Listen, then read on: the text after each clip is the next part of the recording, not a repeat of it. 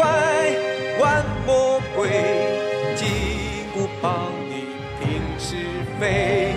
我眼睛睛看天下，眨眨眼不皱眉。是妖怪，玩魔鬼，金箍棒你平是非。我眼睛睛看天下，眨眨眼不皱眉。小小猴头大领雷，天上地下有口碑。手中如意是宝贝，天地之间我怕谁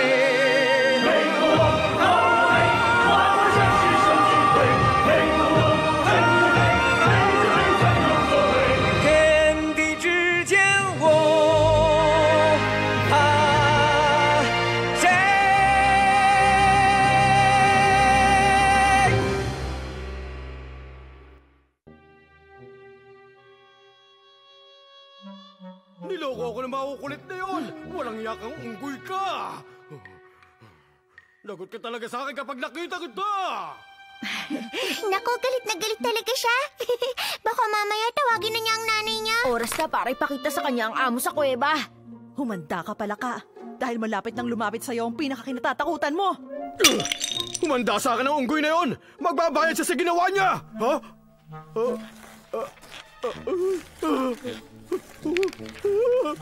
Huwag ka lalapit! Pareho na tayo, reptilya! Hindi ako natatakot sa'yo, pero hanggang dyan ka lang! Huwag ka lalapit! Ayoko sa'yo! Lumayo ka sa akin! Layo! Huwag ka nang humingi ng awa dahil wala kang matatanggap! Prinsipeng Dragon? Ikaw ba yan? Buti naaalala mo pa ako! Nagnakaw ka sa pamilya namin at hinayaan ka ng ama ko na makalaya!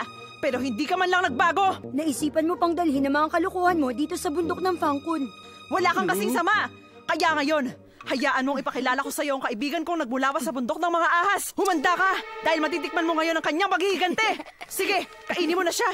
Pero matanda na siya, kaya pasensya ka na kung medyo makunat siya at maasim.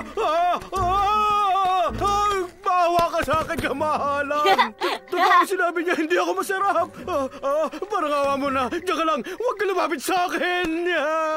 Prinsipeng Dragon, pakiusap, nagmamakaawa ako sa'yo! Inaamin ko mali ang ginawa ko, patawarin mo na ako! Handa ako ibigay sa'yo ano man ang gusto mo! Sigurado ka ba dyan? Oo, maniwala ka! Handa akong gawin ano man ang sabihin mo sa akin! O sige, gusto kong ibalik mo ngayon din ang Time Pearl ng Ziwu-Ji! Masusunod, walang problema! Itinago ko sa bibig ko ang Time Pearl para ligtas, buong buo! Pakiusap, palisin mo na sa harap ko ang ahas na yan! Kahit ngayon mismo, ibibigay ko sa'yo ang Time Pearl! Talaga? O sige, paalisin ko na ang ahas na yan sa harap mo. Pero hindi siya masyadong lalayo para pag nagsinungaling ka, babalikan ka agad niya para lingkisin at kainin na parang isang baboy. Pero maniwala ka, kamahalan. Hindi ko na magagawang magsinungaling sa'yo. Sinusumpa ko yan. O sige, sumunod ka sa akin ngayon sa tuktok ng bundok at ikaw mismo ang magbalik ng Time Pearl ng Ziwu-Ji. Opo, masusunod, kamahalan. Paano to? Atras muna. Sige na.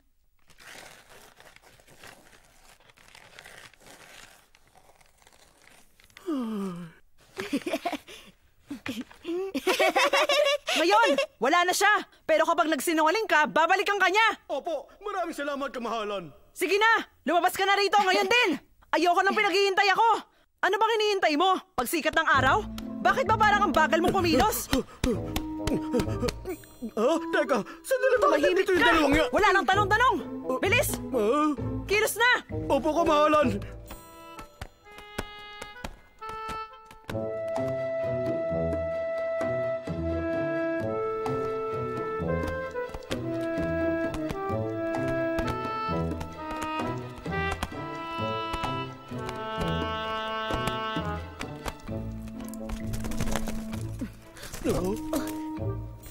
Kung mangako siyang magbabago, hahayaan namin siya makalaya. Oo, magbabago na ako. Tinuruan niya ako ng importanteng leksyon at hindi ko makakalimutan yon. Magbabago na ako. Tuparin mo ang huling pangako mo. Ibalik mo na sa amin ngayon ang Time Pearl. Ito nga ba ang Time Pearl? Yan nga ang Time Pearl!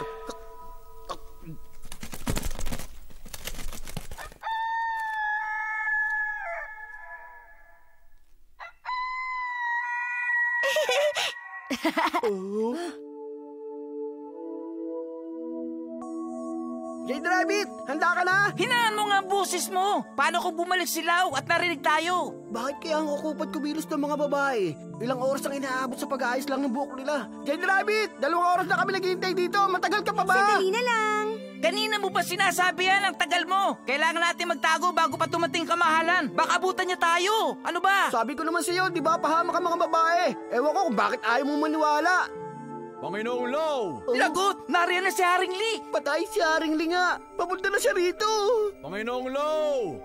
Kailangan mo magtago! Nasaan ka, Panginoong Lau? May tao ba rito? Nandito po ako! Maligayang pagdating, Haring Lee! Ang Panginoong Lau.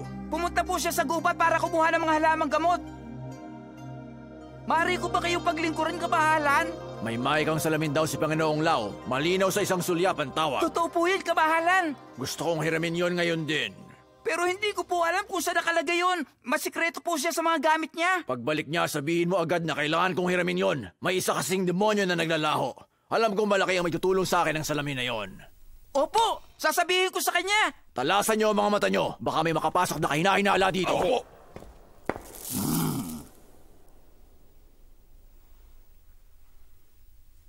Napakasarap siguro maging alalay ni Panginoong Lau. Kung ikukumpara sa kanya, di hamak na mas mabigat ang trabaho naming mga kawal.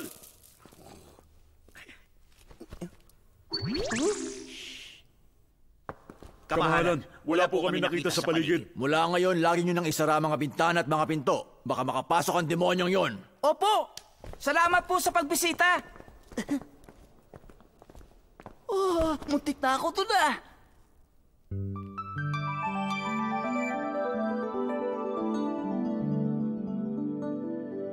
Si Uchi, bakit di mo ako pinapansin? Nagiging statwa kasi siya tuwing may araw. Mukhang nakakabagot yata ang tumitig sa araw sa buong maghapon. Para sa atin, oo, pero sa kanya, walang problema dahil yan ang trabaho niya, mensahero ng araw at tagapangalaga ng bundok ng Fangkun. Tingnan niyo sa taas! Oh? Totoo ba ang lugar na yan o panaginip lang? Mukhang totoo nga talaga. Kahit tumira siguro ako ng 1,000,000 taon dyan, hindi ako mababagot.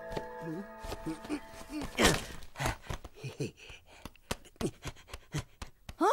Akala mo naman makakalayo siya sa bagal niyang yan? Habulin natin! Huwag mo siyang alalahanin. Kailangan nating malaman kung paano pumunta sa TriStar Crescent Cave. Ano ba yan?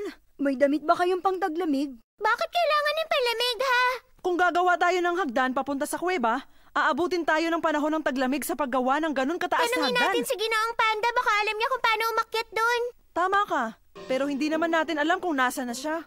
Hindi niyo mararating ang bundok ng Fangkun gamit ang hagdan. Imposibleng marating niyo sa ganong paraan. Maniwala kayo sa akin. Pwede niyo bang ituro sa amin kung anong dapat gawin? Sige na naman po, Ginoong Panda. Kailangan talaga namin ng tulong. Sige na po, sabihin niyo na sa amin kung anong dapat gawin para makapunta ron. Sarili niyo lang dapat yung asahan para makarating sa kuweba. Paano naman namin gagawin yun? Sa totoo lang, napakadali lang ng dapat yung gawin. Kailangan niyo lang uminom ng isang mangkok na tubig. Kailangan lang uminom ng tubig? Kung ganun, walang problema. Magbabaon kami ng maraming tubig. Ayos, pero galing lang sa bundok ng Fangkun na pwede niyong inumin. Hindi rin madali tulad ng iniisip niyo. Sa tingin ko, madali lang talaga. May makukuha na naman ng tubig doon. Teka, huwag ka masyadong pakasiguro. Sa palagay ko, pagsubok to mula kay Master Bodhi. Kailangan nating seryosohin to. Kung ganun, sige, unahin natin ang paghahanap ng tubig. Maraming salamat po, Ginoong Panda. Hanggang sa muli. Mag-iingat kayo. Hanggang kong tagumpay niyo. Hanggang sa muli nating pagkikita. Tubig. Tubig.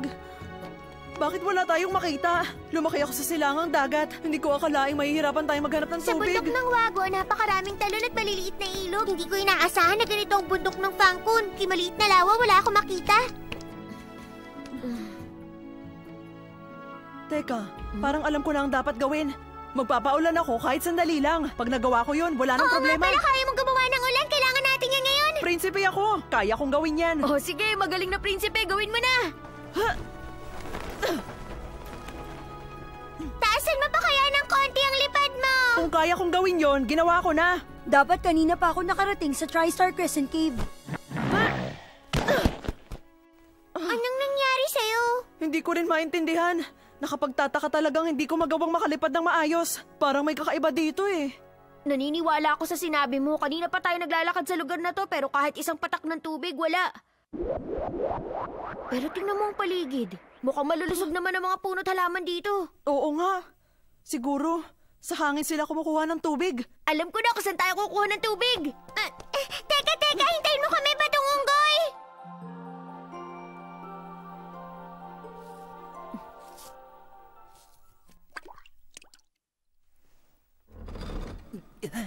Oh. Dali, habang walang tao.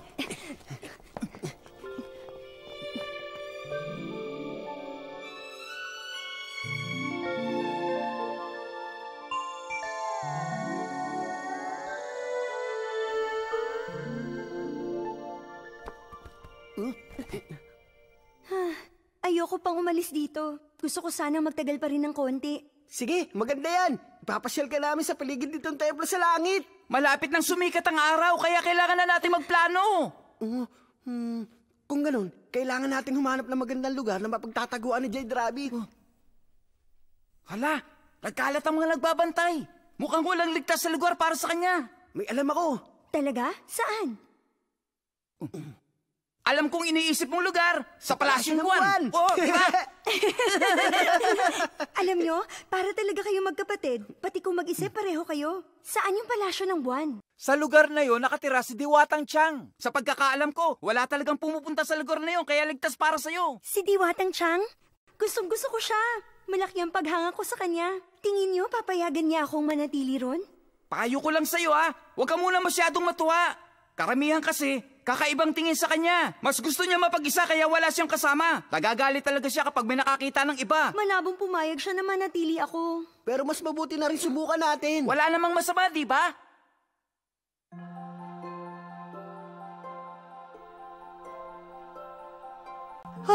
Pagdating natin sa TriStar Crescent Cave, matutulog talaga ako. Tingnan nyo, nagawa natin. Nakapuno na tayo sa wakas ng isang mangkok ng hamog. Ha? Ang galing!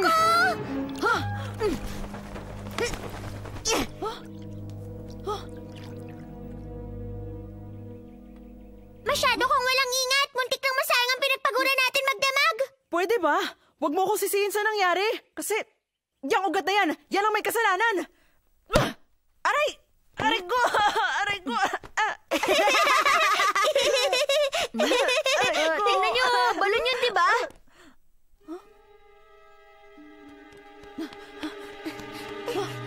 Balon nga! Kung nakita agad natin to, hindi na sana tayo nagpakahirap. Kaya lang tuyo na to. Wala talagang katubig-tubig. Teka, may nakikita ko sa ilalim. Tingnan nyo. Oo nga no, mukhang isda yun at hindi maganda ang lagay niya. Tulungan natin, baka mamatay siya. Pero paano? Wala tayong makitang tubig kahit saan. Oo nga, hindi natin siya matutulungan kung walang tubig. Anong gagawin natin? Maliban na lang kung... Ibigay natin sa isda ang hamog. Sandali lang, mag-isip muna tayong mabuti. Kasi kung wala ang tubig na yan, Hindi tayo makakapunta sa TriStar Crescent Cave.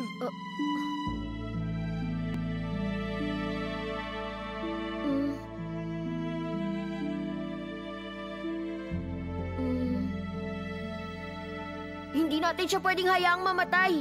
Oo, tama si Batong Unggoy. teka, kailangan muna natin pag-isipan ng mabuti to. Hindi, walang dapat pag-isipan. Pag hindi nakatanggap ng tubig ang isda, sigurado mamamatay siya. Ibigay natin sa kanya to, mag-ipon na lang tayo ng bago. Ayan, nagising na siya. Ang galing! Hindi ako makapaniwala! Ako yung minamahal ng lahat ang mga bulaklak na mumukad ka dahil sa akin. Alam kong astronomiya, ang heograpiya, ang pag-ibig, ang banayad, ang matalino at ang matapang. Kaya wala akong ibang hinahangaan. Pero napahanga mo ko. Teka, hinay-hinay ka lang. Nahihiya tuloy ako sa mga sinasabi mo eh.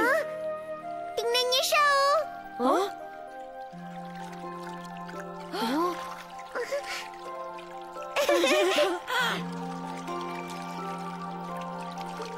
Hindi ako nakapaniwala. Ang galing!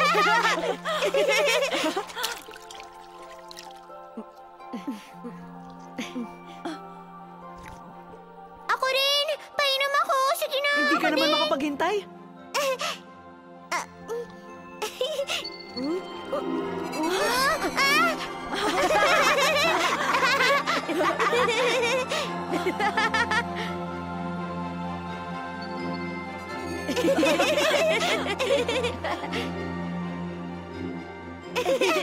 Nandito na tayo. Pero teka, bakit hindi tayo makababa? Oo nga, bakit ganon? Hindi rin ako makababa. Hindi kaya naparami yung inom natin ng tubig kaya hindi tayo makababa? Tingnan niyo sa baba. Sakto Lolo! Tulungan niyo kami! Mawalang galang na, Ginoo! Pwede niyo ba kaming turuan paano makababa dyan? Mamang nagwawalis! Nandito kami! Pakisabi naman kay Master Body, tulungan kami makababa. Paano yan? Mukhang bingi yung nagwawalis. Hindi niya tayo marinig.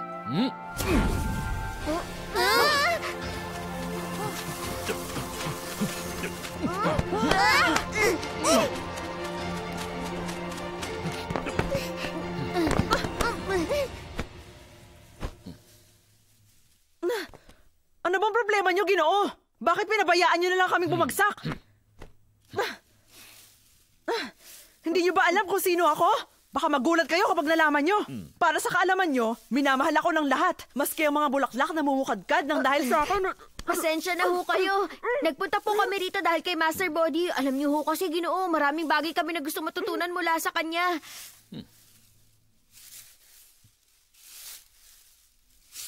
Nasa na po kaya siya? Ano ka ba? Huwag mo nang sayangin ang laway mo sa kanya. Halata naman sa itsura niyang hindi niya tayo naiintindihan.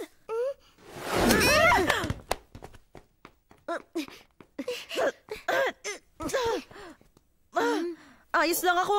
Huwag niyo akong alalahanin. Kaya ko ang sarili ko. Salamat, Ginoo. Hahanapin na namin si Master Body. Ilalampaso ko sana siya. Kaya lang may edad na siya kaya hindi ko pinatulan. Kawawa naman eh. Kalimutan mo na yon. At kung pwede, huwag ka nang magtapang-tapangan. Base kasi sa nakita ko, ikaw ang nilampaso. Ikaw kaya ang tumahimik dyan. Sana lang, hindi na kami magkita ulit dahil siguradong pagsisisihan niya na dumating ang araw na yon. Alam niyo, sa totoo lang, malakas ang pakiramdam ko na marami tayong makakasalubong kaya umayos ka. Hindi naman ako mahilig magsimula ng gulo. Kita niyo naman, hindi ko na pinatulan yung matanda. Huwag ka na lang kaya muna magsalita. Bakit kaya parang walang tao rito? Oo nga. Sino kayo? Anong ginagawa niyo rito? Hindi niyo ba alam na hindi kayo pwede sa lugar na to? Huwag niyo ako pinagtatawanan. Hindi niyo ba alam na sagrado ang kuweba ng Fangkun? Hindi ako papayag na guluhin yung tatlo katahimikan ng lugar na to. Kaya ngayon pa lang, tuturuan ko na kayo ng leksyon!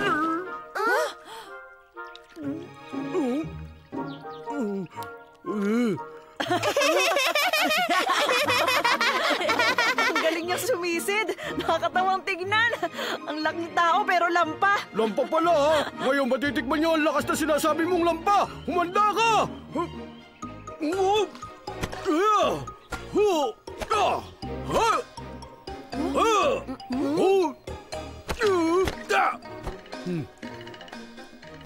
Ang laging bili ni Master Body, iwasan ang magpapairal na karahasan. Muntik na ako magkamali. Buti na lang napigilan ko sarili ko at nakapagtimpi ako. Patatawarin ko kayo dahil hindi nyo alam ang ginagawa nyo. Pero huwag nyo nang uulitin yun. Baka hindi na ako makapagpigil. Nakakatawa. Anong sinabi mo? Napakasaya niya! Ngayon lang kasi siya nakakita ng matapang bayaning tulad mo! Ganun pala, maraming salamat! Nakakatuwa sinabi mong yan. Oh, teka, bakit anong ginagawa nyo dito? Ano talaga pakay nyo rito, ha? Magpapaturo po kami kay Master Body. Ako si Batong Unggoy mula sa bundok ng Wago. Siya si Ginseng, sinamahan niya ako. Siya si Munting Dragon mula sa Silangan Dagat. Kung ganun pala, nagpunta kayo rito sa lugar namin para makita si Master Body? Ganun na nga! Alam nyo, napakaswerte talaga ninyo dahil nagkataong ako ang nakita nyo. Kung wala kasing rekomendasyon na isang importanteng tulad ko, malabo kayong makapunta sa bahay niya at lalong mas malabong makita at makilala nyo siya. Bigyan mo kami ng rekomendasyon. Sige na, samahan mo na kami sa kanya pakiusap. Kailangan lang talaga namin siya makilala. Sige, sumunod kayo sa akin. Teka, hindi ako sigurado kung dapat natin siyang pagkatiwalaan. Mukha lang siyang kakaiba pero sa tingin ko mabait siya. Ramdam ko kasi na mabuti ang puso niya. Ano ba bang pinag-uusapan nyo dyan? Wala naman! Pag dumilim na, hindi nyo na makikita si Master Body kaya bilisan nyo na. Huwag na lang kaya. Ano ka ba naman? Susunod na kami!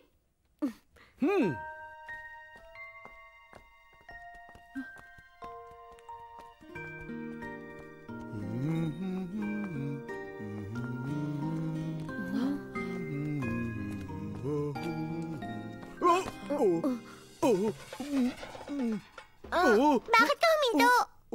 Baka kailangan niyang magmerienda. Hoy, kung ayaw mo masaktan, itigil mo na yung bibig mo, baka hindi ako makapagpigil. Ano bang gusto mo, taba?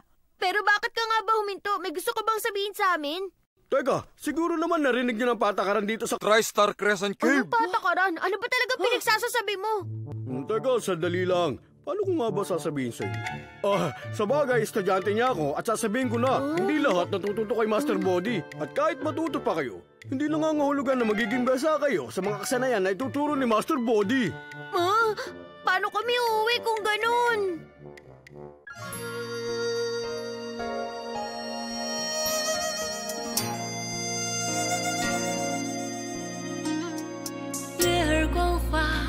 为谁收？要送轻舟随波流，青山绿水在等候，风起云扬四方游。天上虽有仙境无限，心却系在华山水帘。再多磨难又有何妨？只为家园美丽依然。